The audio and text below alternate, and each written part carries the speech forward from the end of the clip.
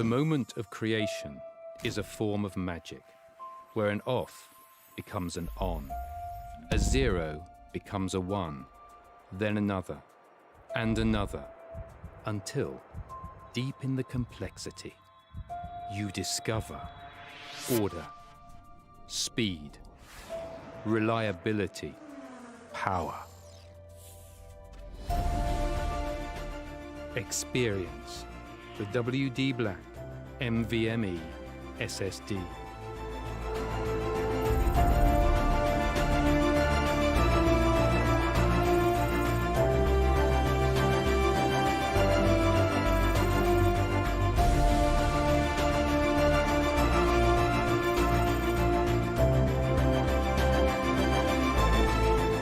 Fueled by darkness.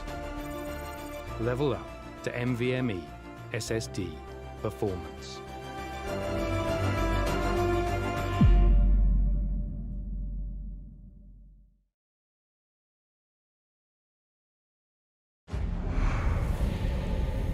Numerous forces aimed at the Earth.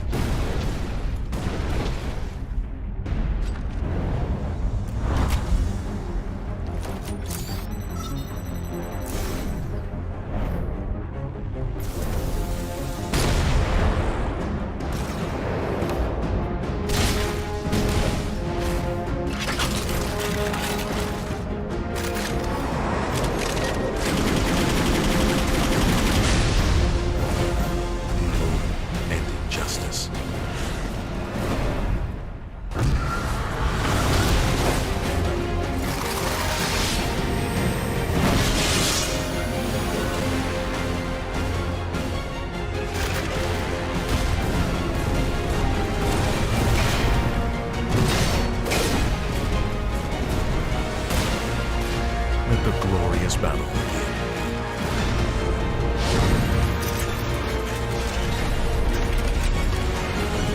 Geared up for victory. LG Ultragear Gaming Monitor.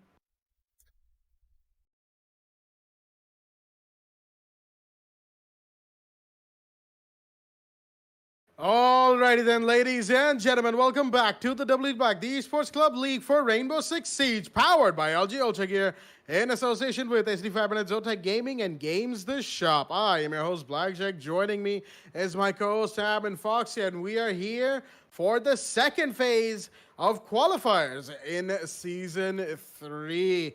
That is right, ladies and gentlemen, we are here in Season 3 already. It feels like yesterday, where we only had the announcement for the WD Black, the Esports Club League for Rainbow Six Siege. But enough of semantics. I'm your host, Blackjack, and of course, joining me is my co-host, Foxy. Foxy, how do you feel about the games we've got today, and how do you feel today in general? I feel very, very relaxed. In fact, I feel very well rested. I actually spent the entire first half of the morning sleeping.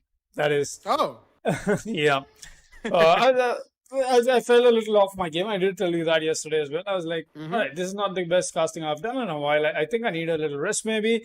And yeah, looks like that is what I needed. But right now, we're back here today. I'm feeling a whole lot better. And we'll be going once again into Clubhouse. That is where we'll be seeing Strong Zero face against Team Super. Team Super happened to win yesterday. And mind you guys, today is not just any day for these qualifiers. Today is the decider on which teams will qualify into Division 3 into this league, mind you guys. This is the finale day 1 of the Season 3 qualifiers. So let's not waste any more time and get into the match. And the ban phase will be running And the first ban will be from the side of Team Super. They'll be starting off on defense. That means they have, I've said this time and again, they've got their top priority is going to be getting maximum points on board. Let us see if that is what Team Super is going to be doing. The first ban comes out, that will be Maverick. All right, a very targeted ban in terms of how the meta is saturated on this map.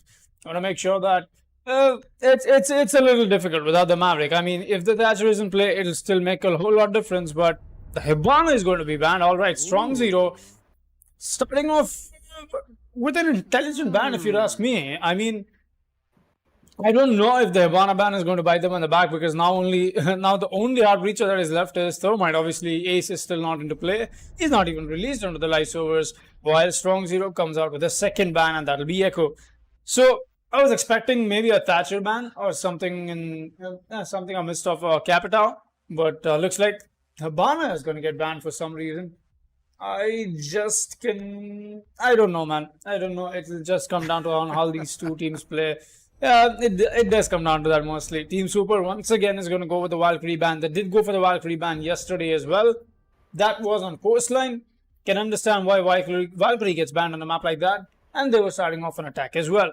So this time around, looks like Team Super just really doesn't like relying on Valkyrie, or they don't want the opponents to rely on that as well. That's all the while less information for the opponents to work with. But that out of the way, let's take a quick look at both these amazing rosters from these teams. You've got Strong Zero rocking Ginger Garlic Paste, Ustad K, Heavy LFT, Solo Player 1, and Wavelength on their side, while we have Team Super, X-Mocking Ninjas, rocking Flickshot, Nerupuda, Danger Babu, Skaleki, and Super Noob. That out of the way will be up and running in round 1, and Blackjack, take the mic away. Thank you very much for that beautiful introduction to the game right there, Fox. As we see Ginger Garlic Paste go for that. Also, fun visual mix-up of taking the 6-pick token, but not really changing out their operator. And while we wait here in the loading screen, it seems the Mozzie that is Nerupuda has a bit of an issue with his load times. He's probably going to need to get a WD Black SSD for himself, making sure that he doesn't wait. He doesn't have to wait for too long in future games. You know, just a little wink, wink, nudge, nudge right there. Attackers need to defuse bombs. But fun times aside, Basement Church is going to be the first side of defense from Team Super. And Clubhouse being the map, as it were, we all know it's played a lot in the WD Black, the Esports Club League, because it is just that map. Like, as we discussed yesterday, Fox actually pulled the question at me that why is Clubhouse, in my opinion, a map that we see so much of? And my answer, which as it turns out stands true for quite a few people, is primarily because Clubhouse right now as a map is in a very, very good position. And Wavelength, oh no, the Mozzie drone didn't quite land where it needed to. And there was a drone on the table as well. And Wavelength's drone is going to be taken down by Nuru, but he wasn't able to catch it, sadly. And that last pass is just going to be sitting in his pocket instead. Sad for the Mozzie, you know, sad Mozzie noises from down under. But he has two other pests currently deployed that he can use to catch attacker drones. Skulke, in the meanwhile, Skalaki for that matter, actually has the SMG in hand and looks like he's going to be sitting inside of Dirt Tunnel right next to the hard breach that we normally see a Thermite do. However, having the Hibana ban in play, and that was a ban by Strong Zero as well, it'll be interesting to see whether or not they use Thermite Wavelength in this situation to open up Dirt. They might just open up Dirt and Kitchen Hatch and proceed to make that two-sided push, and maybe somebody from Blue, but that would leave them completely, that would leave the wall in Church unbreachable because they just don't have enough utility. And as we see, the Dirt Breach has been made from Wavelength. He had the diffuser, but he dropped it really quickly right next to the Thatcher to make sure that if he was peaked here on Dirt, the diffuser would still be in safe hands. He's just joining for himself for the time being as the rest of the attackers are making sure that all the roamers are cleared out. Thatcher's made his way into kitchen already. And Skalaki, he's going to have a fight very soon. He's got to deal with the Capita as well. There is no Wamai in play, so Capita's firebolts can get away with being shot into this corner. And it looks like Capita will be the one going for this peek into Dirt. And he will probably be able to dislodge the Ella. The fireball comes out, and there we go. Ella's forced to push back, but no, Skalaki can play a little closer. He's getting burnt. He needs to be careful because that fire has a deceptively large range. But Super Noob, the Maestro, is here to help out the Elo, who's currently quite low on HP. Ginger Garlic Pistol, meanwhile, has taken a bit of damage as well. Not sure where that happened, as the Capita is slowly pushing up. But will the Elo find the head of that Brazilian operator, or will it be Maestro? Capita pushes up, Ella sees him, but the pre-fires will only give away his position as the Maestro peeks wide, and with the Alda is gonna pre-fire, taking down solo player 1, and that is the Capita of the board. He's gonna revive the Ella as well, making it a 5v4 with good cover being established, but no, he takes a lot of damage while trying to get back into cover for that matter, and that is the Thermite wavelength at the entry of Dirt where that hard breach went down. Ginger Garlic plays in the meanwhile in basement central stairs. He's right by the main door. And Ustad is sitting on the kitchen hatch, so it looks like it's mostly a main stairs, Dirt, and kitchen hatch push from the side of Strong Zero with the 4 attackers that they have on hand. But with less than 30 seconds on the clock, they're going to have to make this quick if they want to have any chance of making this work. It is still a 5v4, make that a 3v4, a 2v5, excuse me, as all of the attackers are slowly dropping like flies. Heavy has been downed as well, and there goes Ginger Garlic Paste. And a flawless round from Team Super in the first round itself. On Basement Church is going to give them round 1. No, well, Team Super bringing out the guns away for themselves there. Definitely a nice hold in terms of how the total hold should go down. I think it did essentially come down to how Strong Zero were a little too invested in whatever they were trying to do. I'm not sure what they were trying to do, to be very honest. We did see the Zofia. I mean, yeah, you know, the shield was being employed in the tunnel. The Zofia was until the last 15 seconds before the push happened. Not of the taunt, of the push, I mean, of the attackers. Zofia was all the way up top on logistics side. I'm not sure what she was doing there because they could have used the utility inside tunnel, you know, dislodge the Ella, dislodge the Maestro, take out the shield, then use the Capita Bulls and convert that push into a possible kill as well. We did see Skalaki get down there. It could have walked away with a kill as well, is all I'm saying. Nothing else. It could have... The economy in terms of how the utility is being used for the side of Strong Zero, I'm not really liking it at this point. It's a little... the pacing of the team is a little off, I've got to say that. While Team Super are just all the while more better with their pacing. They're using the utility to perfection. They're making sure they're having enough crossfires held. And when it comes down to execution fight, that is, when it comes down to the dying seconds of the round, they've got themselves enough crossfires established to not even have to make a peek or a push happen. All they have to do is watch some specific doorways, watch each other's crossfires, and that is it. That is securing them the round. We did see the same display of skill yesterday from the side of Team Super. Despite off of the back of multiple rounds that they had a man disadvantage, they still made it out of there just by the sheer, I would say, tag team duty in terms of how they were helping each other out, and that is how you play this game. In fact, that is what the spirit of this game is. Let us see if maybe we'll be seeing Strong Zero pick that up as we proceed inside round 2. The breach is happening. Wavelength coming in with the exothermic charge, but Supernova is trying to go for the bandit trick. He's going to get an exothermic charge, while Capita, solo player 1, is still facing a hard time with the my charges for throwing one of his asphyxiating bolts. He's finally going to connect one, and Supernova has to fall back. Not drop to heal the bandit up. That means he's still going to stay on that 70 or 60-ish HP that he's got for himself. That being said, the main breach has happened, and the solo wall breach from the side of construction is into play from the side of Strong Zero this time around as well. Nobody except for Flickshot will be roaming.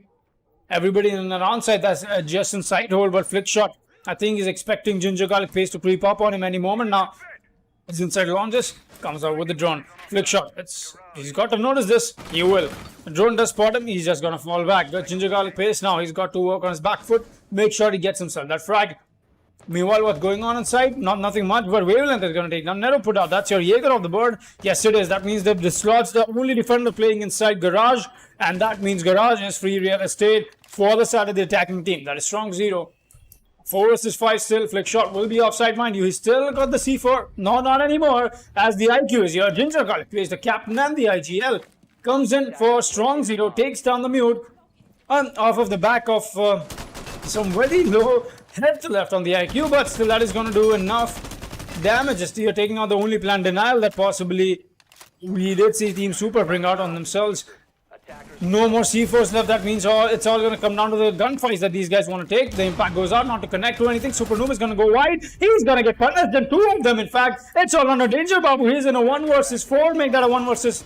no, 1 versus 5. Make that a 1 versus 4, actually. But no, it won't matter. A strong 0. Come out strong on the second round of the attack on CCTV. And a very methodical push. Something that I was expecting them to do. Took them a little while, took them the first round to get their composure back, but now they're here and they're giving Team Super a tough fight as we proceed round 3. Oh boy, a tough fight indeed. This second round was so heavily in favor of Strong Zero that it's not even funny. Even if it was a 1 versus 4 at the end, it just was too much for Danger Babu the Wamai to do anything about it. 1-1 is the scoreline on round 3. And once again, early game equalizer almost usually doesn't mean a whole lot. It means both teams have managed to get their first round on board, and taking that big important step towards a potential victory is, of course, putting your first round on board. Well, one of the most important things while playing competitive, of course, is to make sure you get the rounds on board when you need to, so that later on, say if you're not having a good set of rounds, you have that little bit of a cushion to break your fall. Now, again, not saying that teams would absolutely have to win all the rounds they play. That's not exactly completely necessary, but sometimes it is better to have rounds in your pocket than not. Now, with that being said, Team Super and Strong Zero, I'm expecting a very good performances from both of them myself. This is something I probably should have said at the beginning of the game, but it stands true even now, seeing both of the rounds we've had so far. 1 round completely flawless for Team Super, and 1 round, okay, it was a 4-man victory. They lost that 1 operator in the middle, but it was still pretty much a very strong take from Strong Zero, pun intended, onto the side of CCTV, which is where we are again on the second round. Once again, Thermite going for that little waltz with Bandit. He's got Thatcher to support, and Super Noob, he knows that what the Thermite's up to, that he's just waltzing around with him, trying to confuse the Bandit to, get a bamboozle on him, but Super Noob has held his own so far. Meanwhile, Thatcher's got an EMP off on the CCTV window to make sure that Capita is able to do something about the Bandit, but Danger Bob is going to get Ustad in the meanwhile. That is the Thatcher of the board. Where did that even come out of? I'm not entirely certain. One of the one-way charges will catch the Capitao Firebolt, and looks like it was in fact the drone hole that was used, and Super Noob is going to get one of the exotomic charges, as a flame bolt from the Capitao is going to stop him from doing a whole lot in this situation. But the flames have subsided and the Capitao is nowhere to be seen, so we might still have the Bandit trick coming out from the Bandit, and that is exactly what Wavelength is afraid of. He gets shocked a little bit, takes a little bit more damage, and it looks like the Wamai use was effective. In fact, Nurpura is being even more effective, doing a lot of damage to Heavy while taking a lot of damage himself. The Zofia and the Jaeger in that little bit of a scuffle have taken damage, but no, he does some more to solo player 1, the Capitao. He's being peeked by 2 operators on the garage door, and he knows this full well that he has to defend this at all costs. If he can't, then that is the catwalk push, and probably the entire round. Does a lot more damage to solo player 1 for that matter, but isn't able to confirm the kill because, of course, he's hitting the legs at range, meaning the damage reduction is too great for him to get the kill on that operator for the time being. Zofia puts up a couple of concussives, but that's not going to do a whole lot to dislodge this operator here, as his ADSs are catching even more of the utilities that are being thrown in by the attackers. And it looks like they want to do a 3-man push out here, but they are just not able to do that. Strong Zero have been held up thoroughly from the side of Team Super, this time even losing the Thatcher through the drone hole. And no! The peak from the Capitao was advised. He's going to be taken out, but Heavy will take the refrag onto Nurpura, making it a 4 versus 3, but he's very low on HP, so is Ginger Garlic Pace. Wavelength takes a few shots, but he's going to get the Super Noob, and that is the Bandit of the board. The German brothers are down as the catwalk push is slowly coming in. Skalaki is here on the rotate. He knows that there's a push happening. He sees the Thermite, but he's not going to shoot because Flickshot is right there to take the kill on the wavelength. Shots being fired from below, but not connecting onto him, and he can stay there safely for the time being. That's IQ, of course, below. As Heavy is trying to find somebody else, he's going to find one, making it a 2v2. That's the Goyo of the board. Skalaki goes down, but with less than 15 seconds of the clock, the attackers have to rush, and with low HP, they're not going to be able to do a whole lot. The Zophia's down. It's a 1v2, all down to Ginger Garlic Pace to make something happen in these last few seconds. And with no diffuser, no time, he'll be stuck on catwalk with nothing to do as Team Super are going to take round 3.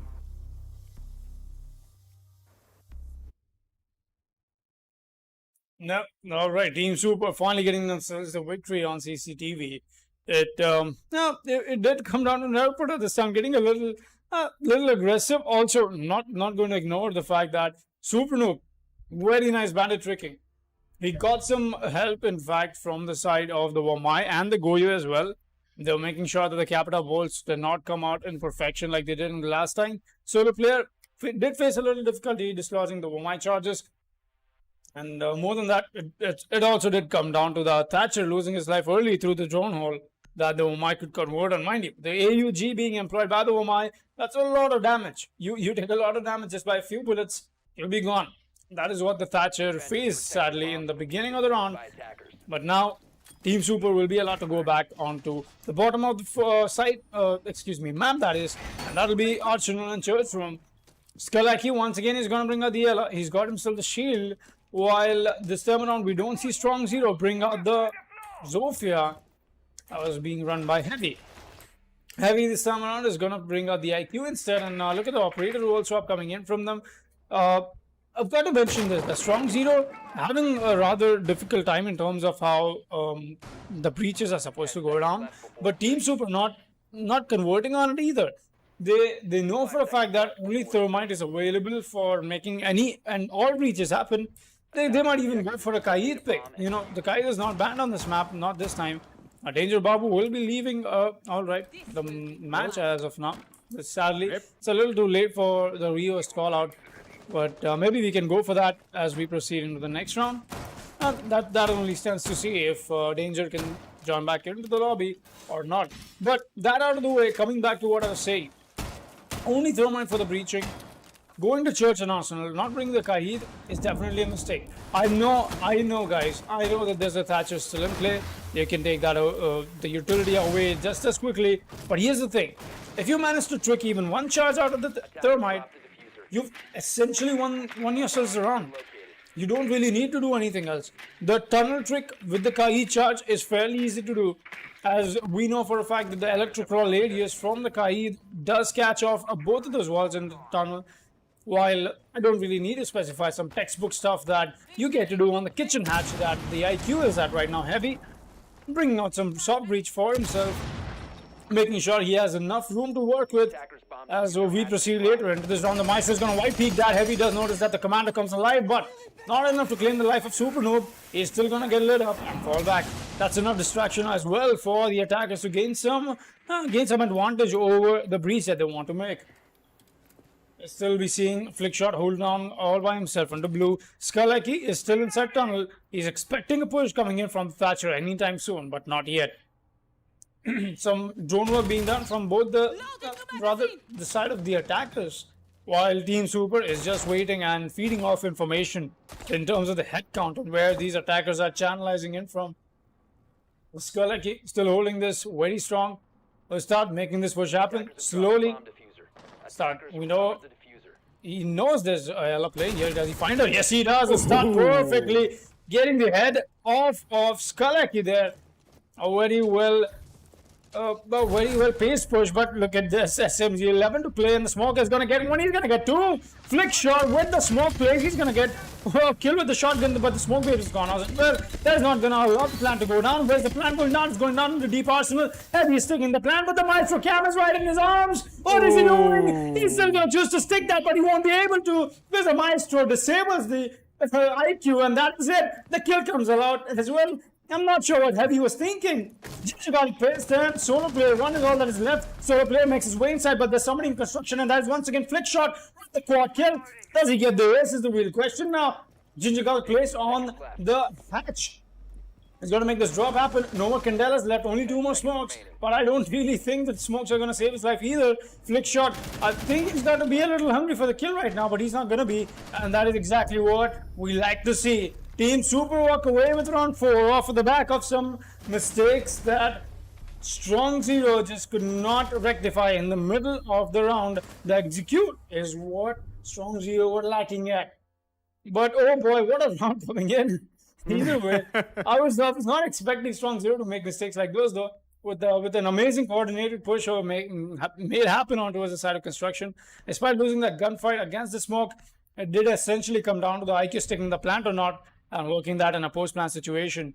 But sadly, just not the day for Strong Zero. That being said, we'll be proceeding round 5. Well, for one, I personally wasn't expecting the IQ to try and stick the plant in the face of the Evil Eye, right next to her shoe for that matter.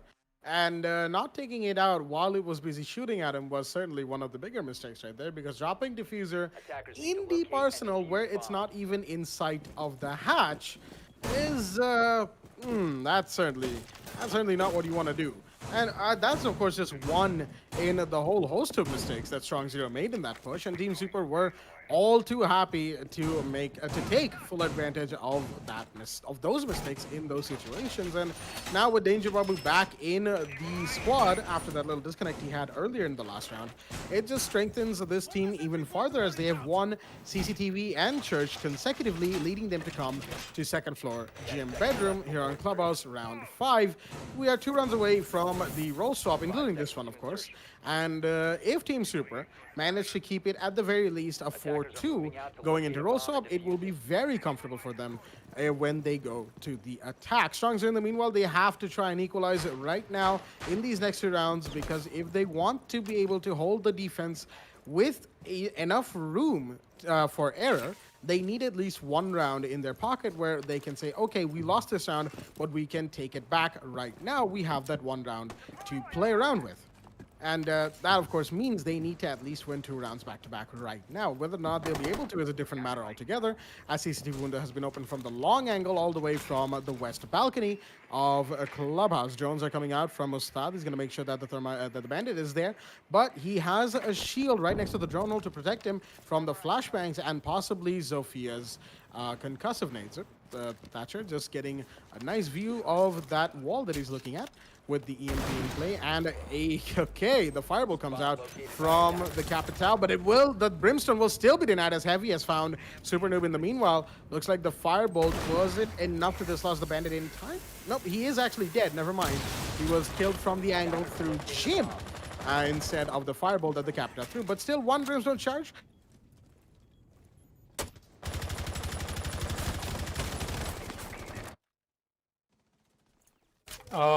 All right, that out of the way, we'll be seeing the Sophia find the backpack, but that's not the hitbox rather.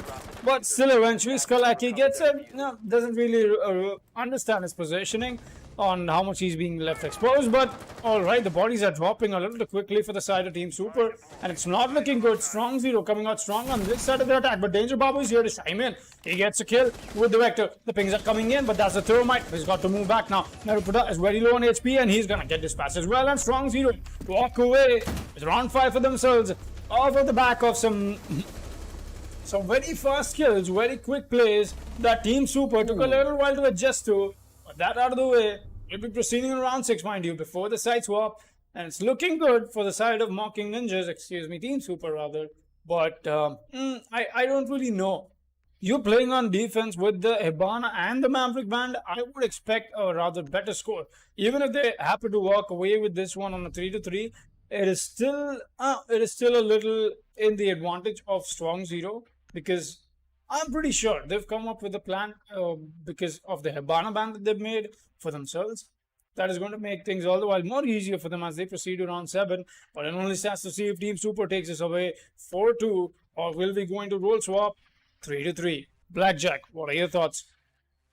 Well, so far what we saw, especially in the last round, it was good use of utility and some fast kills, as you said, busting into sight as soon as they could, as soon as they had all the lines of sight and the intel established, getting the kills they needed, definitely giving Strong Zero a good argument in their case in this situation. But Team Super, of course, they haven't exactly been taking a complete advantage, I would say, in terms of running interference with the Hibana and the Maverick Band in this situation, especially in Basement Church, with the lack of a Kaid down there and certain other mistakes here and there that we've seen from them. Haven't exactly lent to their strength, so to speak. They've been getting away for the most part off the mistakes of Strong Zero and some good gunplay and some good plays in general from themselves, even with the utility. And of course, we've had Super Noob on the bandit trick for quite a few rounds straight now, and that man has proven time and time again that he can get the job done, even if they don't pick the Kaid, even if Kaid is banned in a hypothetical situation. He can still get the job done where he can, of course. We don't expect a bandit to be tricking hatches anytime soon, unless, I don't know, Ubisoft gives him the ability to jump. I don't know how that would work, though. Going back into the match itself, round 6, 1 round away from roll swap. That is this round, the last round before roll swap, so to speak. And we've got Nerupata the Jaeger once again inside of Garage. Catwalk, so to speak. Catwalk, that is. As Skalaki this time is actually holding the CCTV window once again, making sure Capital is not allowed to get away with a free firebolt. And of course, Danger Babu's Wamai Magnets will be helping Super Noob's Bandit to stay where he is without interference from the firebolts. ADS burns out a couple of attacker utilities, the throwables, and 1 EMP comes out from the Thatcher. And Super Noob, that is his cue to start waltzing around inside of CCTV. Firebolts are caught out by the Wamai Magnets, but no, the bandit trick still goes off. Even if the smoke gadgets were deployed, they were a bit too high. And that is unfortunate for the Capita, because I think that's 2 of his firebolts taken care of. I'm not entirely certain. I did hear 2 arrows be shot out of that crossbow. As Heavy's going to go down to Danger. That is a big kill. The Zophia's gone, and Ginger Garlic Pace is gone as well. That's Flickshot taking that engagement. And there goes Wavelength as well from the catwalk angle that Nerpida was holding. He's got a Thatcher to deal with. Really prefer. Yes, he will. And get the headshot onto Ustad, making it a 1v5 on solo player 1. The IQ stuck in construction. No push, no diffuser. Only thing he has is plenty of time and his wits about him. Will he be able to make something out of this 1 versus 5 ace situation? The Rook has come for the peak. He's going to get taken out nice and quickly with a headshot, making it a 1v4 for the IQ inside of construction. He's going to keep going for these peaks. He knows that there's somebody in red because of the lines of sight established. But will he take the shots from there? No, he's dodging them slowly. He's going to take more, and there we go. Goes for the white peak. Will be taken out by Skalaki. The TCSG doing the required amount of damage and giving the defending team, Team Super, round 6, making the scoreline 4-2 going into roll swap. I think that's a breather for the side of Team Super now that they've got themselves 4 rounds on board. Defense favored map where Hibana and the Maverick are being banned. Finally getting themselves the advantage that they needed. But now the real question is, will we see Strong Zero pick up the pace? Because it is essentially not even a comeback here at this point. Definitely, Team Super is looking good. They're looking better than what Strong Zero is holding down right now. But will we see Strong Zero make that 2-round gap, or cover that 2-round gap rather, make it a 4-4 and proceed into a rather equalized score and make that a very close fight? Because right now, Strong Zero, they've got all the advantage that they need for themselves that they did not have, mind you, when they were on attack. And just as I speak about it, look at the operator selection from Wavelength. The Kaid is in play. That means they can essentially try and counter Team Super and stop them right in the tracks. But here's the thing. The way Team Super plays is, I'm going to be honest here, Strong Zero essentially it's just it's a new team. I really haven't seen them in competitive Siege before this. Very honest opinion. While Team Super happens to be one of the OGs in the scene. They've been here since day 1. They've even happened to meet them at the LAN. I've hosted them at the LAN as well. But here's the thing. Team Super are amazing with their gunfights. If you are Strong Zero, you're getting the denial in for yourself. So you're doing the Kaid tricks, you're doing whatever you can stop to stop both of those exothermic charges. You are pushing Team Super into taking gunfights. The real question here is, Are you ready to win? That is what it's going to come down to. Team Super has to make sure they win their gunfights against Strong Zero. More than that, I think it's the other way around. Because if you're essentially even coming up with a denial for the attackers to make the push happen, you need to make sure that the aggression being presented from you is top notch. And speaking of which, solo player one already, he's already monkeying around the map, trying to find any kills or for that matter, anybody he can, at least for the type. Apparently, kitchen floor has been buffed totally. They cannot open the kitchen floor. Apparently, I'm not sure if that's a thing only for Flickshot or I don't know. Naruputa making his way in. I think he's just gonna pre-fire around.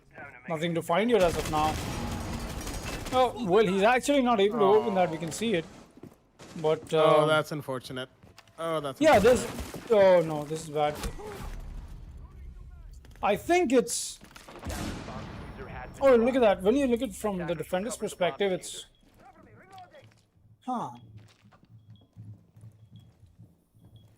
Oh, that's sad.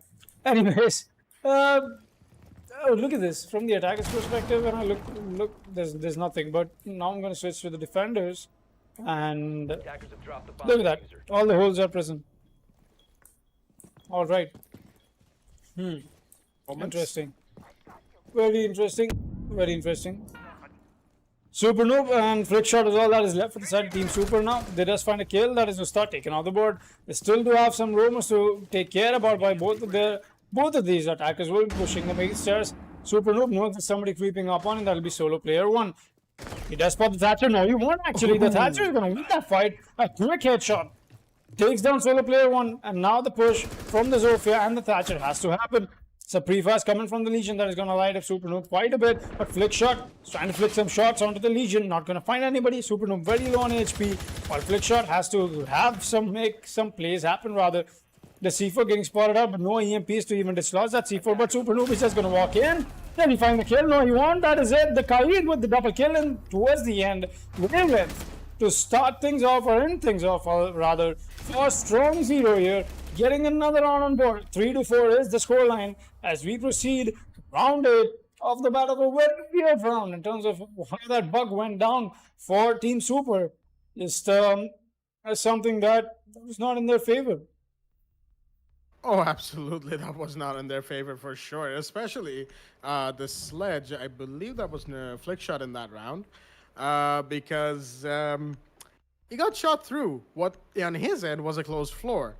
That certainly hurts because on the side of the Legion, that was a very, very open floor for that matter. So, yeah, you know, it's just Ubisoft moments, as they say. I'm pretty sure everyone in the chat is having some nice, fun times with the memes. I understand, chat. We all have seen this before. We've all been subject to this, for that matter. And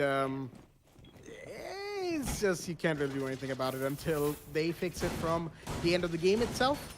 So I'm just gonna have to deal with it and move on for the time being. But that being said, a score is still in advantage of Team Super, only a one-round differential, however. It is a very small differential, something that Team Super will be looking to correct with this round. But will they be able to, given the kind of defense we're seeing from Strong Zero right here? They're setting up on Gym Bedroom while having Cash Room reinforced and opening lines of sight where they need to, especially that one line of sight that looks through construction into the door of CCTV with the castle barricade and a mute jammer on the window of construction to hold down any breach charges on that castle barricade. You know, the only one who can really realistically break that without getting jammed with an electrical gadget is, of course, Narupuda, the Sledge, and Flickshot, of course, the Zofia. So still plenty of counters to the castle in play. And okay, one thing I would like to ask and not really talk about is the fact that the Mina placement we saw that looks in through Gym into Secret Stash and not Secret Stash into Bedroom. Excuse me, not Gym, Bedroom. That's certainly quite interesting from the Mira right there. That is Ustad, but I'm pretty sure they know what they're doing, and I'm not one to call into question the kind of placements that they have practiced in matches before. We're going to see drones come out from Nirupada into CCTV, and the Meat Jammer is going to give away the possibility of a defender being in this region. And I'm pretty sure Team Super have already concluded, yep, there's probably Jaeger or somebody else in there. Flickshot is going to take out the castle barricade on construction window, nice and easily. But all that's done really is open up a defender angle from inside of cash room into this window. And of course, it works both ways. It can be used against the defender sitting behind the green table, as we do have a heart breach on the red stairs reinforced wall as well. So it's a very focused push onto this Jaeger solo player 1 sitting inside of cash room right now. As there we go, the peek comes in and he's going to go down. That is the defender of the board, as Flickshot found heavy at the same time, taking 2 defenders down. Wavelength takes a bit of damage from that angle that they had established for themselves, which is now being used against them through Casham. And there we go, one's on bedroom window. That's Wavelength down and taken off the board. The last 2 defenders are alive in a 2v5 situation. That's Ustad and Ginger Garlic Paste, excuse me. And the Castle and the Mira have to make something out of this very dire situation they found themselves in, with just about a minute left in their hands. Oh, there's somebody inside of logistics that's going to take down the castle. It's a 1v5 for Ustad, as Flickshot gets that double kill for himself, and the push into sight is coming in from the attackers. There we go. The firebolts come in. Ustad's being burned, and he's going to get knifed as well. The disrespect from Flickshot and the Capitao, burning the Mira alive while the knife comes in to finish things off, giving Team Super round 8 on Gym Bedroom. Well, looks like Team Super is definitely angry of the last round loss that they had to face. It did come down with a rather dominating performance this time around. A flawless round for them, was it? Yeah, looked like it. Yeah, so coming down with the knife as well towards the end of the round there. Very well played by Flickshot. I've got to say that the breach done perfectly as well. Danger Babu making that push happen. I've got to say this. Danger Babu coming in with a thermite blaze. He's also exhibiting perfect aggression when it is necessary. That is what you like to see in a thermite. Calculated aggression, but not unnecessary peaks. And that's just definition of how a perfect thermite is supposed to play, at least in my dictionary. You know, we sometimes even refer to him as fragmite if necessary, but that out of the way, what a round coming in from the side of Team Super indeed. Strong Zero not exactly having a stronghold in the defense that they tried to make. Solo player 1 holding with the Jaeger all towards the side of CCTV. Didn't really have himself a whole lot cover, or more than that. He got a little bit confused. I'm gonna have to be honest here. The breach, the doorway that he had to watch out for, there's so much that was going on. Solo player just got a little too confused and could not stand for himself and that little spot that he found himself in inside cash. Well, that is done. That was the last round, but this time around, the stakes are higher for Strong Zero, because they've got to make sure they do not allow Team Super to take the match point away from them. 5-3 is the scoreline. If Team Super manages to win this round, mind you, they are going to proceed inside match point. 6-3 will become the scoreline, and essentially Strong Zero will have to make that very long comeback. They will have to get 3 rounds on board consecutively without allowing Team Super to win even one, because all that will need for Super to win the match is 1 round once it's an unmatched point. Nerupura comes down with the drone. He's trying to get, I think he's trying to find if some utility is being expelled on where he's trying to make this push happen. Not sure. We don't really get to see that kind of camera angle in this game. Maybe in the future we might get to see that, now that the replay system will be coming in soon, anytime now. And yeah, if you guys want to check out the article that we've got for the replay system coming to the Rainbow Six Siege soon, make sure you are heading towards the website of the Esports Club. The link can be found in the description of the video that you're watching. That is a live stream right now, boys. Yeah, make sure you have your eyes on that and get some latest information on what is changing in the world of Siege and in the world of esports for that matter. Heavy goes in for the push. He's gonna get taken out. The bandit trick just not working in his favor. Nerupuda perfectly reading that push from the bandit. The aggression gets caught out. The sledge making his way outside now that they've got themselves some nice groundwork done, some map control as well, while Ustad is gonna have to fall back as well. Not a position you want to find yourself playing in, while Wavelength is trying to find a drone, while Flickshot, or rather Nerupuda, is gonna get taken away by Ustad. A nice shot With the Vector comes in. Oh, the C4 is into play. Does it get noticed? No, it won't. I'm not sure what Wavelength was doing. Could have gone for the... Could have gone by using the AR for himself. The SMG rather, but just got flashed as of now. Wavelength has got to move back now. Now that he's being flashed, still watching that window angle that he's got for himself. But any moment now, the push has to happen from the side of the attackers. Skalaki will be outside. Danger Babu bringing in some kills. Oh, he will. Danger Babu gets the head over start. That's your Mira. Some aggression that is being presented by Strong Zero, being shut down directly by Team Super. A 4 versus 3. Oh, look at that big comes in. The cover is not hit from the music. Wavelength has got to make sure he lands a shot, but he won't be able to. He gets burned and he gets taken out as Team Super take match point on round 9. And what a round coming in once again from Super. Looks like that one round where they could not make the attack happen onto the Church Arsenal really pissed them off. And now they sit on a rather extensive and a marginally strong possession against Strong Zero as they intend to take this first match for themselves on the day 4 of qualifiers, 6-3. 6-3 on match point here on round 10. We've hit double digits with the round count right here, but is it going to be the only double-digit round count that we have in play for ourselves tonight?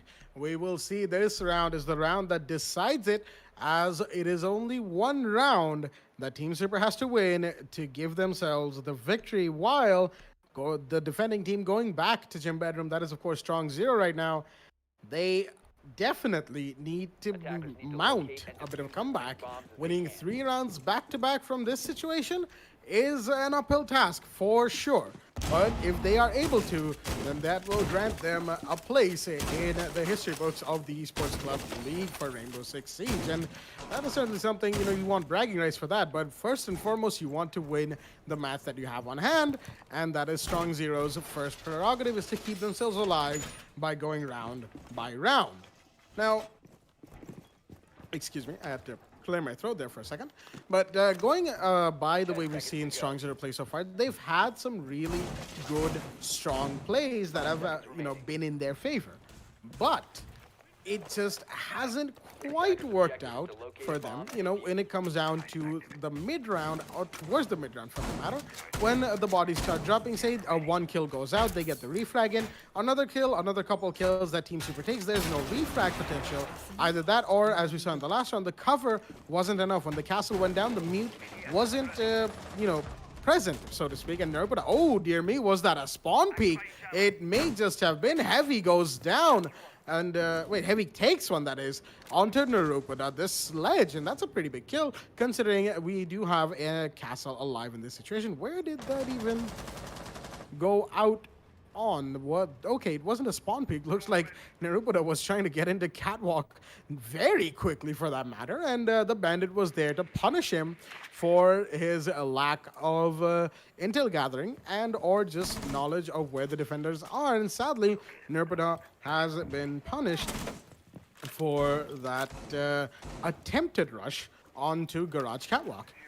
And looks like Heavy's going to be bandit tricking, but it's going to be taken out by Flickshot through the drone hole, and that is the bandit on the board as the breach goes down onto the big wall, the double wall of Cash Room. But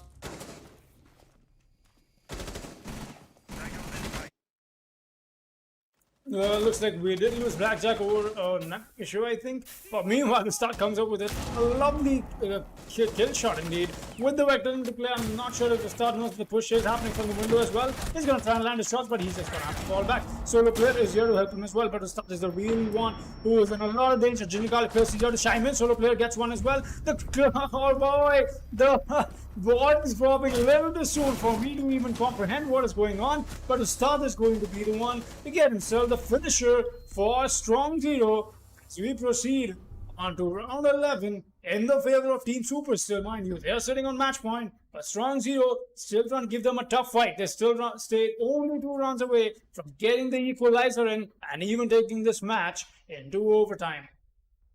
What a run coming absolutely. from them. And you're back. What's up? Yeah, I actually never went anywhere. I was there. I was talking away, and I'm looking at my ping right now, my ISP ping for that matter, with the Windows R command, and it is fine. I don't have any request timeouts. I'm not sure. Maybe it was a Discord bug, that stop my feed from going through to you.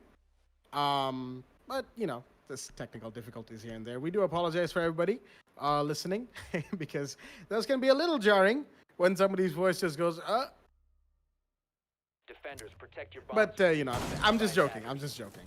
Anyway, coming back to the game at hand, as Foxy was saying before I don't know what kind of Discord bug we had fixed itself.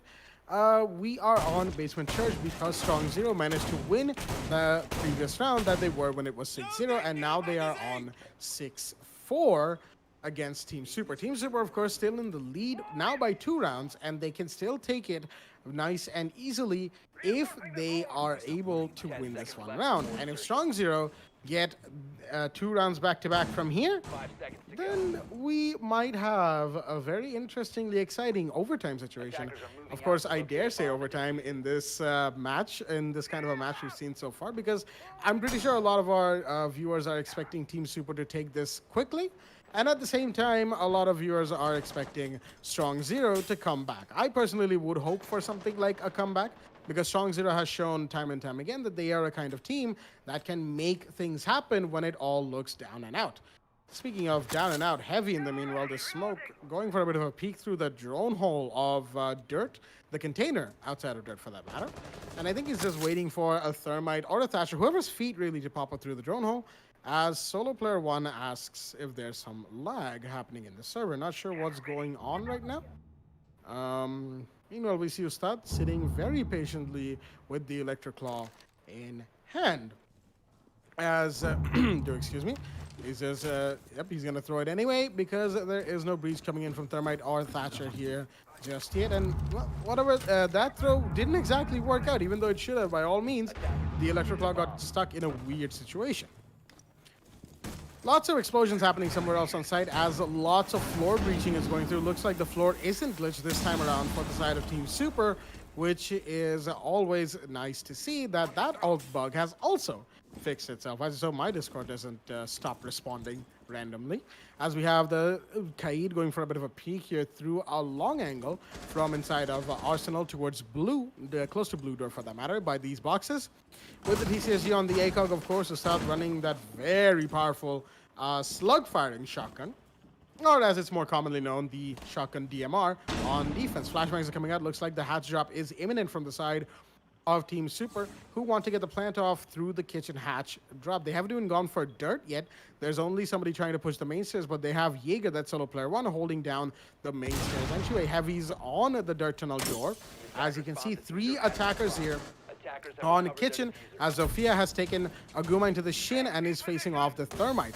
Skaleki is going to be throwing out firebolts and smoke bolts left, right, and center, but no, Waveland's going to find him, and that's the diffuser dropped inside his sight. Superdom's going to take down Heavy, but Solo Player 1 is going to drop Flickshot in the meanwhile, making it a 4v3 in favor of the defenders with less than 40 seconds left in the round. It's all down to these set of operators on the map as Danger Babu finds Ginger Garlic Paste, and that is going to take the... That is going to take the Legion off the board. I believe he was trying to flank, but unfortunately not a flank that he managed to survive from. With about 20 seconds left in the round, as another Gumine goes up on the main stairs, giving the Jaeger more indication that there's somebody with those pings coming out from the deployable cam. But there is going to be a plant coming out from Nirupara, as Super Noob is going to take down one. Danger Mode takes another. It's a 1v3 for Solo Player 1. He knows there's somebody on the main stairs, but no, he wide peaks and un-ADS at the wrong time. And Super Noob will take full advantage of that peak from the Jaeger, taking the round for his team and taking the match. That is Team Super on round 11, winning Clubhouse by 7-4.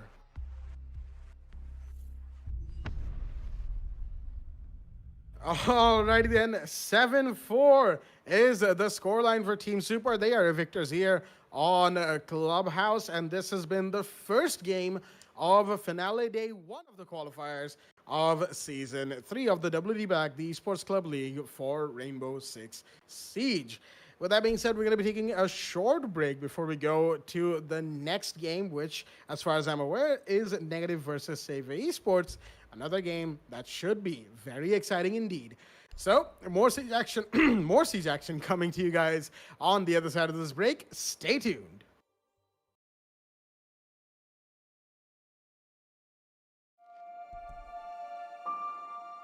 The moment of creation is a form of magic, where an off becomes an on, a zero becomes a one, then another, and another, until, deep in the complexity, you discover order, speed, reliability, power.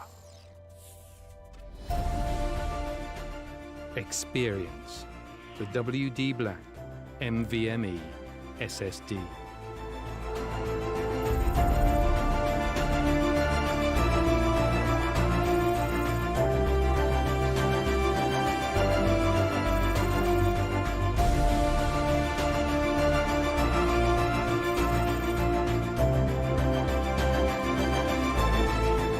Fueled by darkness.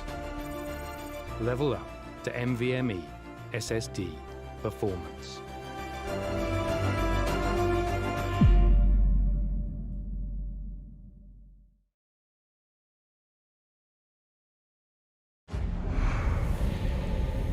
Numerous forces aimed at the Earth.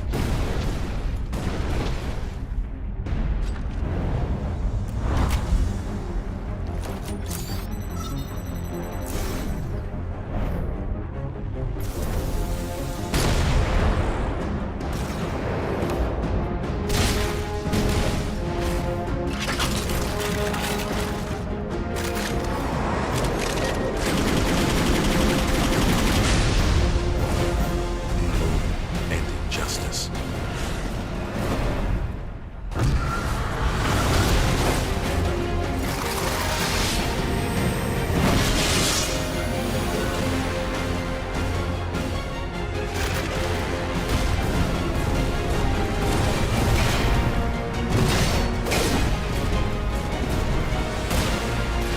Let the glorious battle begin.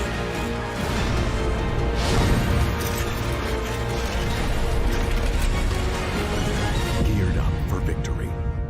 LG Ultragear Gaming Monitor.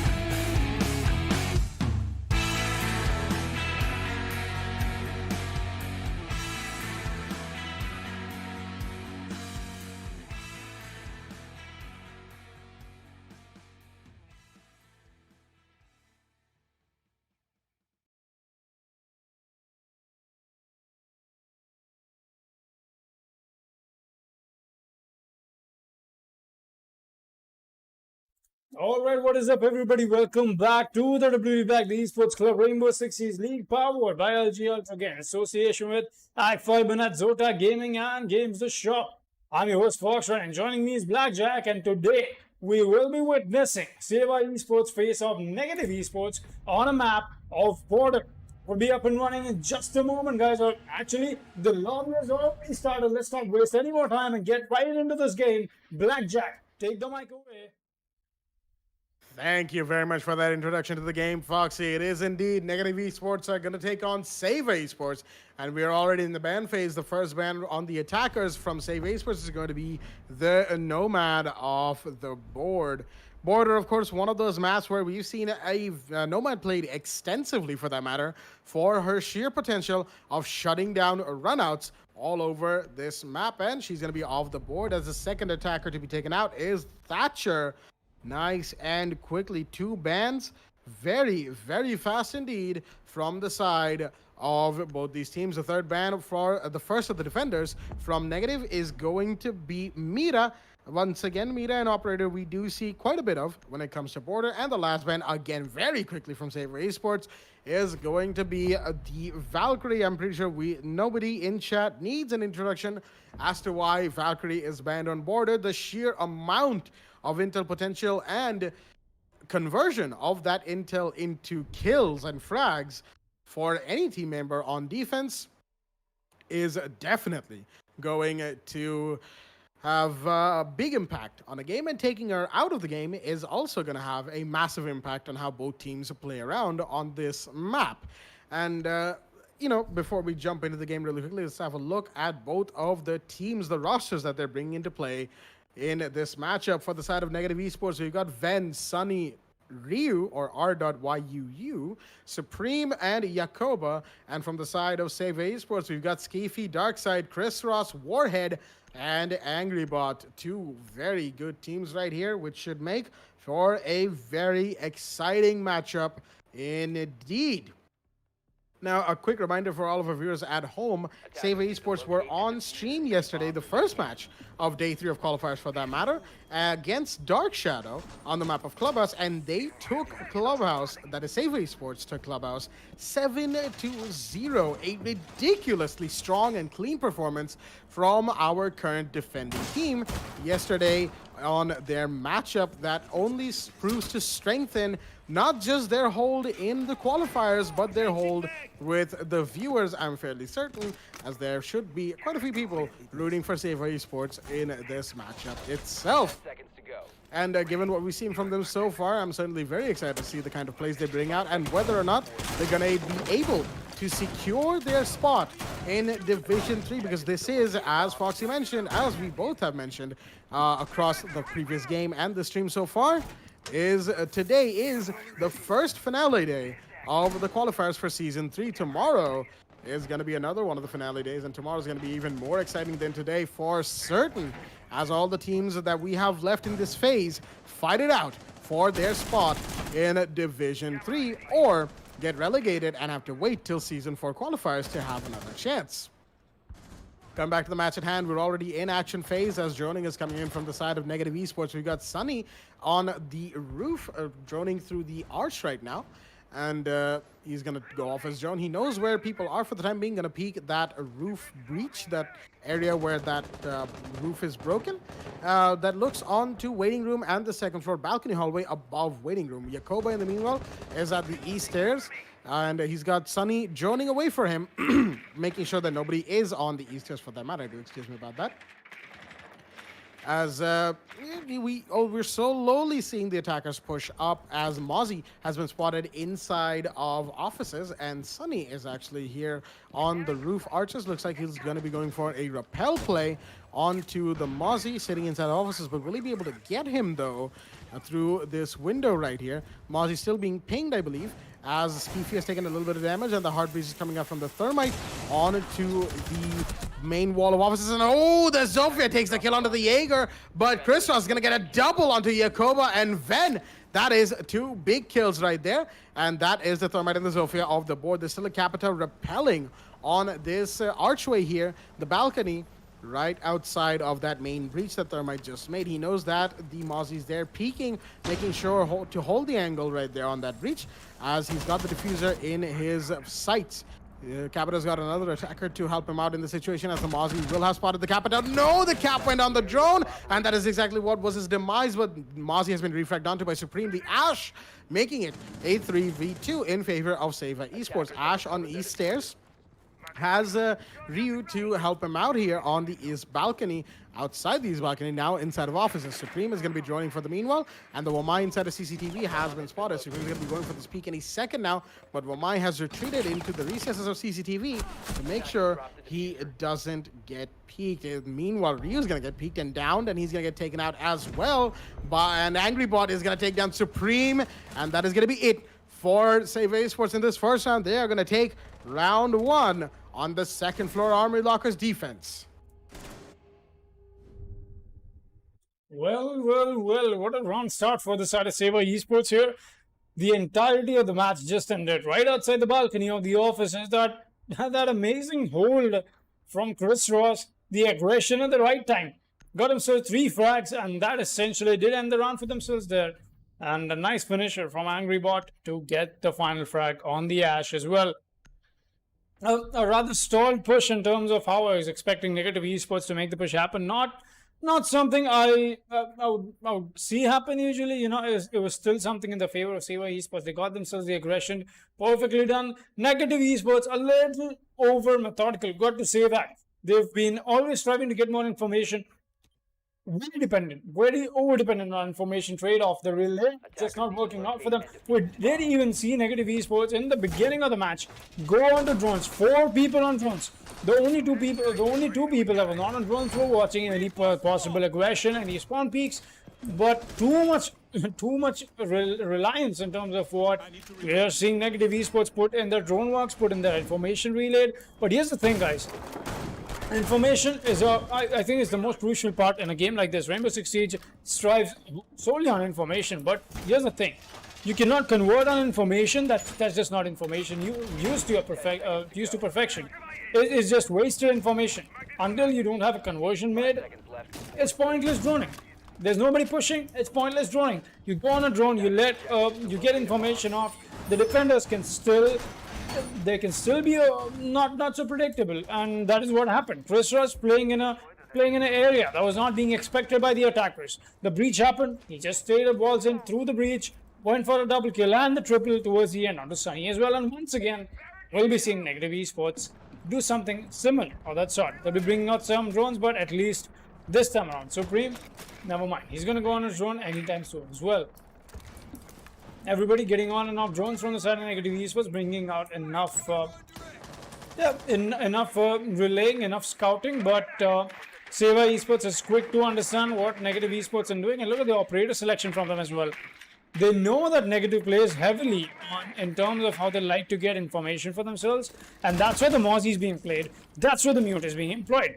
Really good strategy being employed by Seva. I've got to say that I'm not sure if it is targeted towards Negative Esports, but it's definitely working out for them. Some adaptation that Seva is bringing out on board for themselves is paying them off on these rounds. Once again, off his take on towards the top floor, but this time around the side will be on the bottom floor. That is Wentz.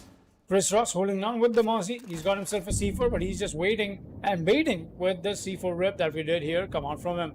Angry Bot is here to help him as well, but a creep up from the Ash is something that is still bound to get noticed. I'm not sure. Oh, that is inside break room, obviously. Oh, he's going to go for the white peak. He's not going to find anybody. Chris Ross is still allowed to do this. How is he able to do this? He's going to get a frag. He's not going to get the second though. It's the shots on the Zofia. A 4 versus 4. He established by Win.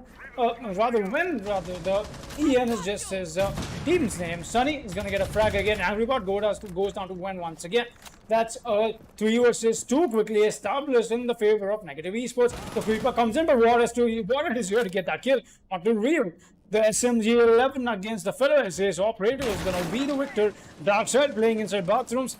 That's a nice strategy being employed by them. Warhead now, he knows he's got the C4 in his pocket and has to go for the flank, or most possibly even have to use the denial to his perfection. C4 goes out, nothing to connect so far. He's going to blow it. Not going to find anybody either. Supreme still above, along with Wen. That is your Zofia. Some plays are still bound to happen in a 2 versus 2 established. Still waiting on possible call-outs from the teammates on some information trade-off that they dialed in right now to make the push happen. The castle barricades will be stopping the push for the defenders themselves, as the plant will go down, I most possibly assume, on this window.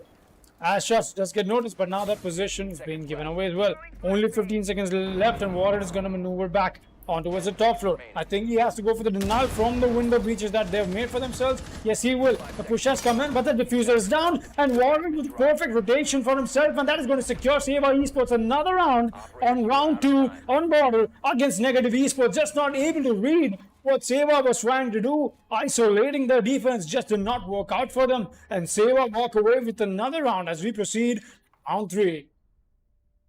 What a denial coming out from the mute right there. Warhead rotating up to the second floor, knew that there was going to be a push into ventilation room, and took down the Zofia, who was with the diffuser in there for the plant, even if he was in a 1v2 situation. That was all he had to do, drop the diffuser. The Ash had no way to get inside of vents through the door because the door was barricaded off by the castle. Well done by Seva Esports, and a perfect use of utility and perfect awareness of which utility is placed and alive at the end of the round. It's something you don't really see a lot of teams do when it comes down to that situation. You know, people get panicky, people tend to lose focus, they don't know where what is, they sort of lose their bearings, but it's actually something that Seva Esports, as of yesterday and today, have shown that they do. Meanwhile, now that I did actually take a look up from my copy, I was just writing down some information. I looked at the site that we have, and it is Teller's and Bathroom. But the defense that they Seva Esports are doing here is not at all based on where the site is. Rather, the rooms above the site are their points to hold. They're going to have lines of sight, open hatches into the plant spots that are known. All of the plant spots, or at the very least most of them, using impact nades and shotguns, and in some cases regular bullets if they have to. This is sort of a strat that I myself have used on a ranked with a few friends, and it works out almost swimmingly well, especially if your coordination is on point. And with a team like Seva Esports, their coordination is definitely on point from what we've seen so far in these first 2 rounds. 2-0 is the score in round 3, and as we hear Mozzie hacking one of the drones with the attackers, that's going to give all that more usefulness for Mozzie to play around with. One more drone to counter intel, to use for counter intel against the attackers. As they say, the drone has become the very thing it's sworn to destroy, a defender gadget. Coming back to the match itself, we see everybody, or almost everybody for the matter, from the side of Seva Esports on the second floor as Gridlock's track stingers are going off. And Sledge is right close to site. He might be trying to make his way into site for the time being, as the Thermite's Heartbreach is going to go off on the triple wall of offices, and he's going to be sitting here. His team is going to have that one extra angle where they could make a push from. But again, Seva Esports are sitting here. Pretty much all of their men are up here, and that could be what they need to stop Negative Esports' push in its tracks. Flashbangs are coming in from the capital to disorient any defender sitting in here. He picks out the firebolt, and it tries to catch somebody as well. But no, what an angle from Skeefy. The bullet hole peak from the Jaeger is going to take down the capital, and that is Sunny off the board. As we have a drone coming in through Archives, and Skeefy's going to get another one onto Ven, and that is the Gridlock gone, and another falls. That's Yakoba. Angrybot taking that kill, and takes a few shots while trying to rotate back in towards Armory. This is what I was talking about. The coordination and the gunfights that are being picked by Seva Esports are helping them out to full effect. The Mozzie drone gets taken out, but is it enough for that matter? As the East Stairs track singers are being taken off by Skeefy, and that's going to cost him his life because the sound cues gave away his position. Supreme on the East Stairs hallway. He's got track singers to hold down the hallway for the time being while he goes for the peak on the main breach. He sees that little line of sight on the Archives corner, but no, he's going to get peeked from inside a CCTV, taking him out, and Angrybot's going to find Ryu, and that is it for the attacking team of Negative Esports. And Seva Esports, just like yesterday, are showing a full domination so far. 3-0 in their favor going into round 4. Saber Esports definitely won that spot in Division 3. The way that they're playing right now, it's amazing. 7-0 yesterday and 3-0 already for the map like Border. And starting off on defense for that matter, we know for a fact that Border happens to be an attacker-sided map. I don't know what Saber Esports are having for the breakfast today. Is definitely, I skipped mine, but I'm definitely going to slide into Skiffy's DMs and ask him on what was his menu for today. Some nice shots being landed by that man over here today. And more than that, something that I've got to tell my viewers and to myself as well, that we've got Defenders protect your bombs rather from being a defused by attackers. different phase of the qualifiers going on right now. Is we are already in phase 2, that is the teams are separated into groups. The group 1 has Team Super, Strong Zero, Negative Esports and Saber Esports, mind you. Right now, Saber Esports are facing off Negative Esports, and these 4 teams are in a group stage. That means they'll be fighting off each other at least once in a round-robin format, and the top 3 teams that qualify, or rather that stay on the top, will get the spot in Division 3. But that is right now the structure that we have for Season 3 coming up. That is going to allow so many... Oh, he's got himself a drone. All right, Chris Ross. Nice throw off the pest. Nice acquisition on the drone as well. But that means all the teams that are staying alive in these 4-team group table have got to make sure they at least stay on the top 3, because the last one will be saying goodbye to the TC League, at least for the while. The Mozzie, I don't think he spotted out the Gridlock. The Gridlock doesn't know the Mozzie's here as well, but will that be coming anytime soon? Oh boy, he's so confused. He's gonna light up the Gridlock, but just gonna fall back. One takes a few shots, not enough to convert that into a kill. Some nice reaction time on Chris Ross though. He really did happen to make that flick, and a lot of damage on the Gridlock. That is definitely going to help Saber Esports as we proceed later into this round, but Chris Ross himself is going to get tagged along. He still has a drone to help himself get some information off of him, you know, have himself some calculated aggression where Negative Esports is not expecting them to make it. Some shots being exchanged by Skiffy and somebody outside. I think that's the Capital outside of CCTV. Sunny will be playing on the Capital. He's going to spot the Mozzie inside the dome, and the push is happening from Yokoba as well. The spot of the pest is going to take that out as well. Supreme comes in from the other side of the map, and alright, looks like the office push once again is on from the side of Negative Esports. Chris Ross goes for the C4, but that's not exactly how you want it to land, and that is going to allow the breach to happen. But once again, Chris Ross goes for the white peak. He's going to claim a life. How is this able to happen? Why is this happening still? Supreme is here to refrag onto Chris Ross, but that's one less attacker to worry about, at least for the side of the defense now, that the Gridlock track fingers won't be irritating them anymore. Sunny goes in with the flashes. He's clearing out all the ADS as necessary, while we still do see Warhead holding on towards the solar breach for himself. A breach is coming onto the Thornton wall, but look at this gunplay from Warhead. The SMG-11. He's gonna get Supreme. He's gonna get a 2 versus 4 established for the man. Does he find the Capital? He's gonna notice him. He finds a third. Warhead with a triple kill for the side of Saber Esports. Is essentially won them the round already. It all comes down to real now in a 1 versus 4, but it won't matter. Saber Esports secure the round 4 for themselves, and what a show of skill from this team today. Oh boy. Oh my god. Well, yeah, definitely Saber Esports are very heavily on form. Let's just say that much. 4-0 in round 5. They are taking the mickey out of this game, as they say. Going into First Floor Customs this time around, a site they haven't been to so far in their grand tour of Border. And it's pretty much a repeat telecast of what we saw yesterday. Yesterday, of course, we had 2 back-to-back clutches from Darkside while we was playing on Castle in Clubhouse, and today on Border we've had Warhead playing on mute, pulling out the plays, at least the 2 times that I have plays noted down right here. And somebody's gonna go back and take a breath. I'm pretty sure Saber Esports have been really heating themselves up. They've been hyping themselves up for their games and getting the confidence in by practicing and scrimming as much as they can. Something, of course, all competitive teams focus on is making sure to get their practice in via whatever, terrorist hunt, casual, ranked, scrims, whatever they want to do.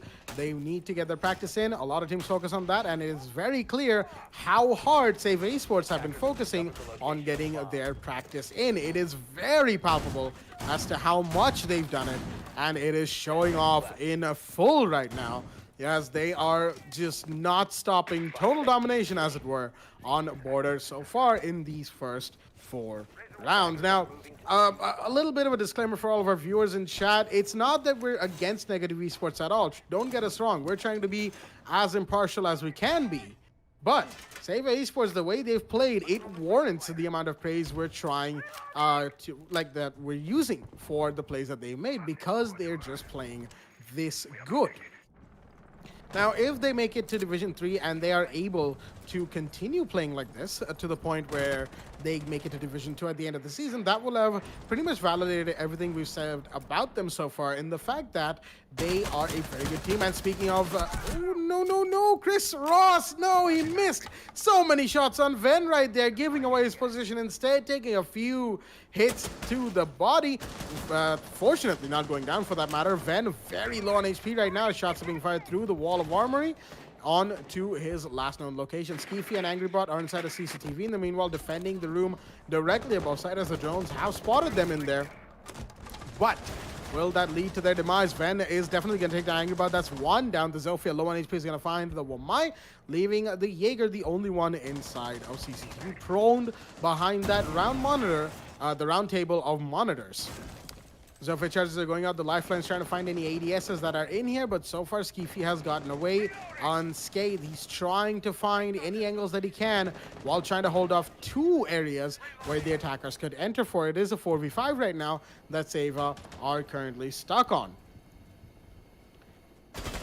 Skeefy is going to be spotted up by a drone. He knows that there's somebody on the window CCTV, and he knows that there is at least one person on the door of break room as well. Shots are being fired in his general direction. He's going to go for the reload, and that's exactly what gives him no time to counter the Ash shooting at him, and Supreme is going to take the kill on the Skeefy, and that is a 3v5 right now that Negative Esports have the advantage in. But you still have Chris Ross up here. He has been playing very wild so far for his team, and has been working out, at the very least getting themselves a trade, a man for a man. But right now he has to get 2 or 3 if he wants to go for a trade. He's going to find the Thermite. Will he find the other one? He tries to go for a wallbang. No, shots are being fired. He might just be caught out right now if Capita goes for a wallbang. He does spot where the Capita is playing, but no, that C4 is going to be taken out as the Supreme finds another one that's dark side of the board, making it a double for the Ash. And the Capita is trying to peek where this... Nope, there's the Sledge inside a small office for that matter, and leaving it a 1v4 right now, all down to Warhead the Smoke sitting inside of sight. He's got very little time, the attackers that is, have very little time to make a play happen, as Warhead sitting very patiently right here in the behind the boxes of supply room. The ADSs is being burnt out next to him, and Sunny is going to be going for the plant. There's somebody on cover. Warhead, is he actually... 10 seconds to go. Wait, Attackers is he... are activating the There's no way he's AFK. There's no way. Warhead! No! No! Why would you go AFK in the middle of the round? Oh, he's back. He's back. And he's going to find one. That's the Sledge off the board. And that is Warhead firing things up. He's going to see another one. But no! That is the Ash taking the kill on to Warhead. Nice and quickly shutting down the smoke before it could do any more damage. And unfortunate for Warhead, as he was AFK in pretty much the weirdest of times. But that is going to give a round 5 to Negative Esports, stopping the train of not stopping, but putting a dent in the momentum that Save Esports have had so far. I don't know why it was AFK. On a match like this, all right, looks like he just took himself, he took himself a bathroom break. That he much, I would say it was much deserved for the man after getting that 4K for himself in the last round. Before the round that he went AFK, but all right. Negative, though, finally getting themselves some positive vibe in this matchup. They got themselves a really nice, I wouldn't really say advantage, but at least their moral is a little better. 1-4 against Saber Esports. Now it only stands to see if Negative can still stand against them and stand strong or not. Now they'll be going back to a site that is ventilation and workshop a little more reliable, a little more traditional. Customs has been that one side where you need maximum guns on board, maximum utility expelled, and maximum coordination with your teammates to make sure that the defense goes in your favor, at least when it comes down to the competitive level of holding down customs.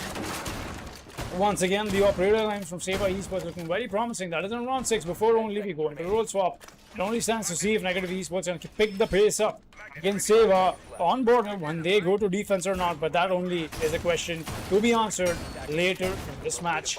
Warhead will be bringing up the mute while Chris Ross is on the Mozzie. Yeah, once again, as I just adjust my mic, there we go. We're looking good now. Skiffy brings out once again the Jaeger. Skiffy's been playing actually good so far. As far as I remember the Skiffy I knew, he didn't really have his own challenges to face into becoming a good player because he had some hardware issues and whatnot. I'm not sure. I don't really remember. That was a conversation we had a long time ago.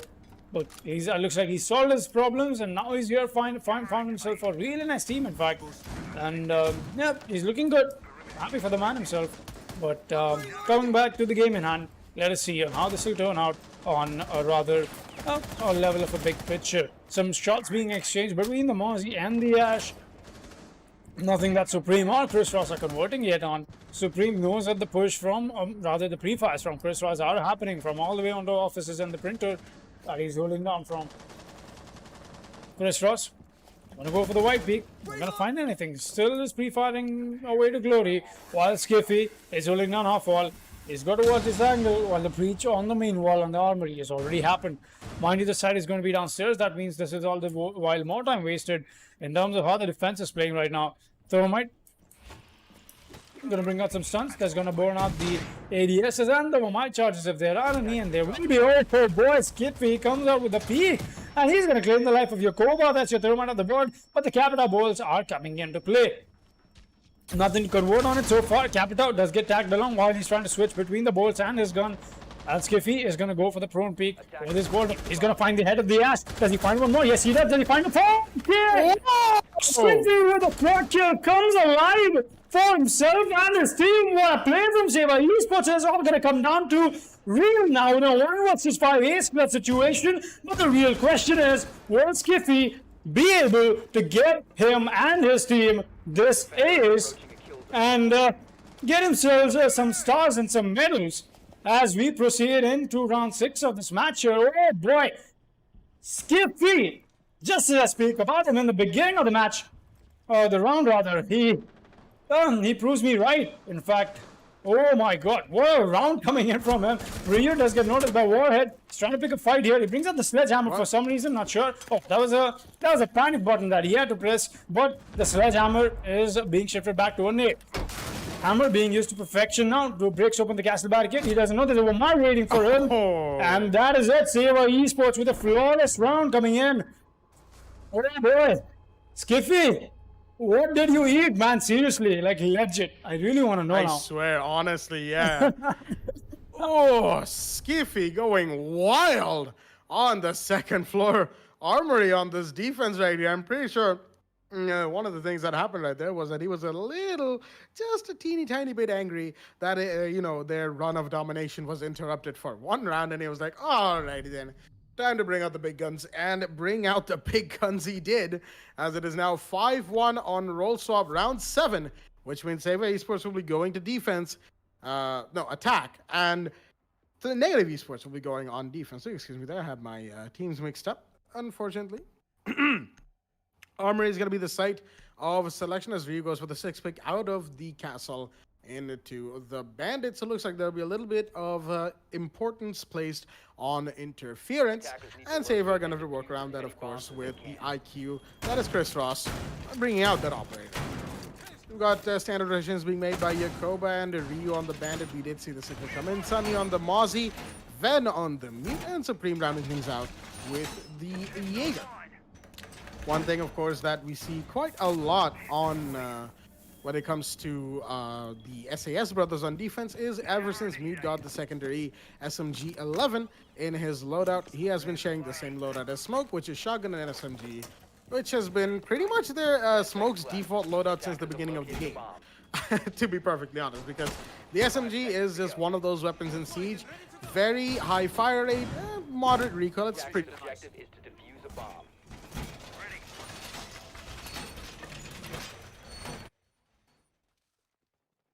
Yeah, I think we just lost Blackjack. I mean, in terms of Discord connectivity. But I'm here, meanwhile, until Blackjack joins us back. Not sure what, I don't know what's up with Discord today.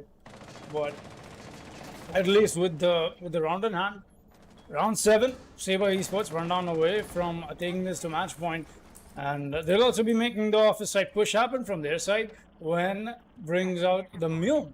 And the Mozzie being employed from the side of Negative Esports as well. Negative Esports, though, kudos to them. They're bringing in, they're actually still not backing down from this fight. They're bringing in some amazing strategies. More than that, some nice setups. Standard strategy in terms of how competitive Siege is played, but the setup here is what interests me a lot. You need a lot to still have that fighting spirit on you. You know, one thing that you've got to keep in mind is when it comes to esports play, is your mentality's got to be on point. But Chris Ross here already starting things off in a rather destructive manner for the side of Saber Esports, as looks like they want to take this match point away from the hands of Negative Esports. 5-2-1. The Jaeger does get spotted out. Some doing works being done, and looks like a nice attempt of a C4 comes in from one, but not enough to connect as it gets caught up by that last strand of the railing on the top of the office dome there. But could have worked in his favor, just not work in that very small moment for Wen. A nice try nevertheless. Wen still staying strong. He's got himself a hole that he's still trying to make. Yakoba, he's holding the crossfire for his SMG-11 brother, while Chris Ross gets another frag. Chris Ross gets one more. Chris Ross gets them all. Does he get one more? No, he's still moving his inside side. He does notice the peak, and that is it. That's pretty much it at this point. Alright, Saber Esports proceed to match point, and okay. Alright. Oh, Blackjack, what's up? Am I audible? Very much audible. Yes. Thank you very much for that confirmation. And yes, once again, it was Discord. I have no idea what's wrong with Discord today. Some days it's my internet, some days it's Discord, some days it's just outright my computer. Oh boy. Oh boy indeed. But come back to the game. We are seeing Saber Esports once again resume that train of domination. 6-1 in their favor, going in to match point. And looks like Negative Esports are going to be going into bathroom tellers. Okay. This is one of those sites, of course, you don't really see a whole lot of unless your coordination is absolutely top notch with the strategy you have in mind.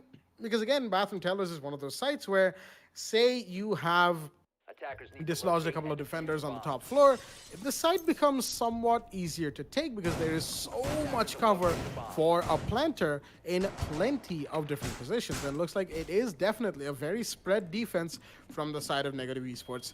As we saw Seva have a very top-heavy defense, we might just see Negative Esports bring out something similar because they will not be backing down from this anytime soon.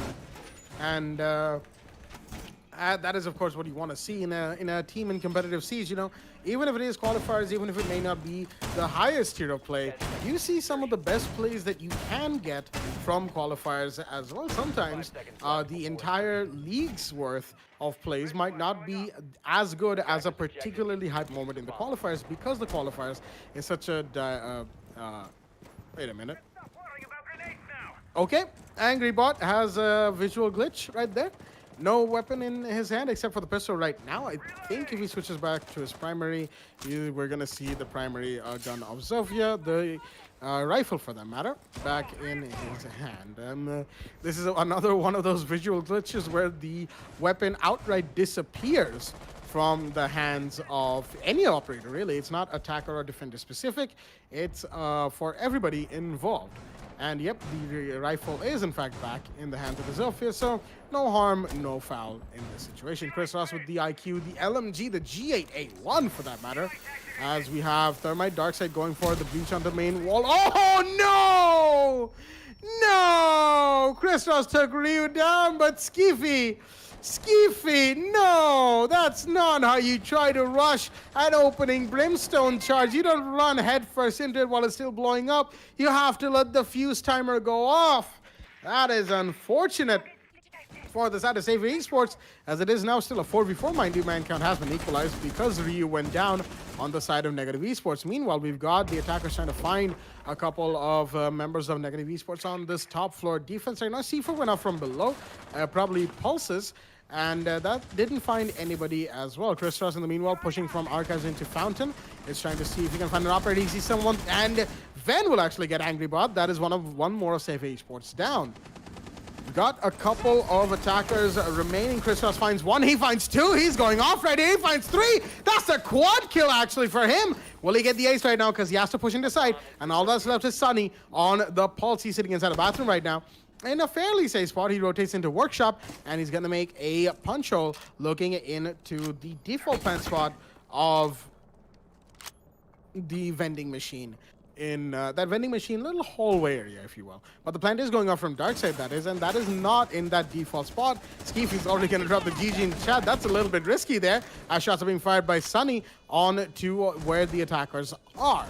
And, oh, no. Turns out trying to get a line of sight through the door by breaching it was not the right move, as we see Warhead drops down the balcony, goes prone, gets the headshot, easily done, as it were, for him. And that is going to be it for the match on Border. 7-1 for Seva Esports. They are your victors on Border against Negative Esports. 7-1 is the scoreline. Well, with that being said, that is going to be it for this match as well between Seva and Negative Esports right here.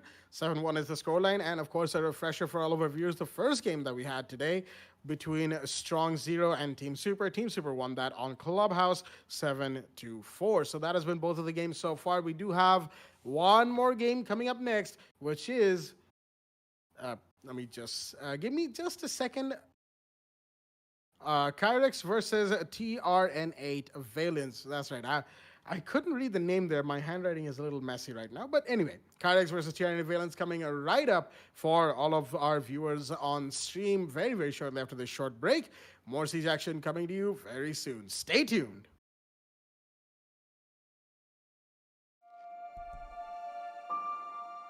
The moment of creation is a form of magic, where an off becomes an on, a 0 becomes a 1, then another, and another, until, deep in the complexity, you discover order, speed, reliability, power. Experience the WD Black NVMe SSD.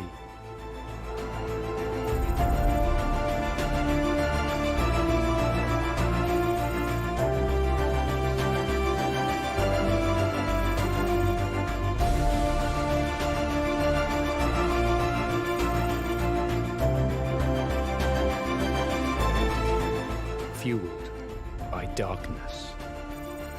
Level up to NVMe SSD performance.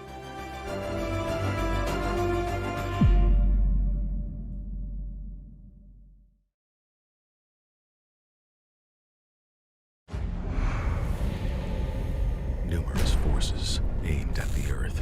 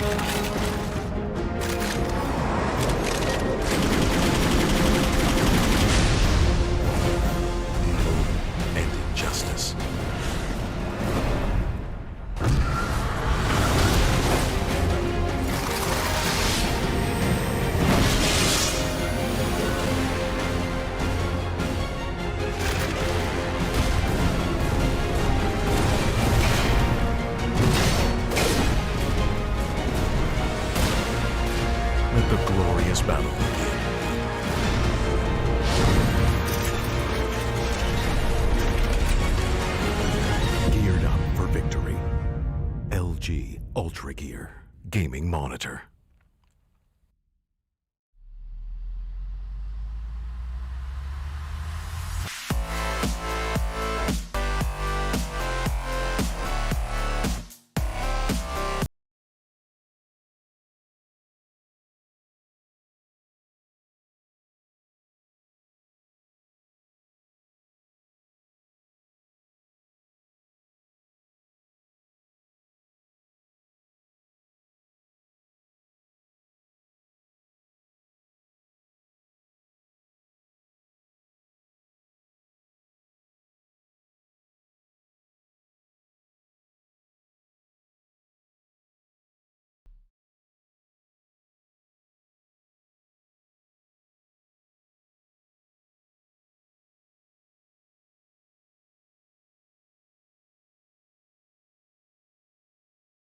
Alrighty then, ladies and gentlemen, welcome back to the WBLAC, the Esports Club League for Rainbow Six Siege, powered by LG Ultragear, in association with Fibernet, Zotac Gaming and Games the Shop, you know, the whole 9 yards. But the only reason I sound a little disinterested in saying all of the names of the sponsors and whatnot is because we are here to announce the fact that the last game that I announced between Kyrax and TRN Valiance is going to be happening offline because one of the teams is currently actually in another offline match, and they will be taking quite a while, at the very least half an hour or something like that, maybe even longer to get started. And then, you know, there's the whole deal of making the lobby, get the teams in, because they'll be taking a break. And there's a whole lot of stuff that goes on in the background that, you know, will be increasing the delay time. And we, you know, wouldn't want you guys to sit through, like an hour's worth of ads. We had that once. We felt very bad about it. So we've the admins have decided to move that match offline. So with that being said, that is going to be it from myself, Blackjack, and my co-caster Nab and Foxy for the first finale day of the qualifiers of Season 3 of the WBLAC, the Esports Club League for Rainbow Six Siege. And we'll be coming back tomorrow with more Siege action on your screens. So for that, stay tuned and good night.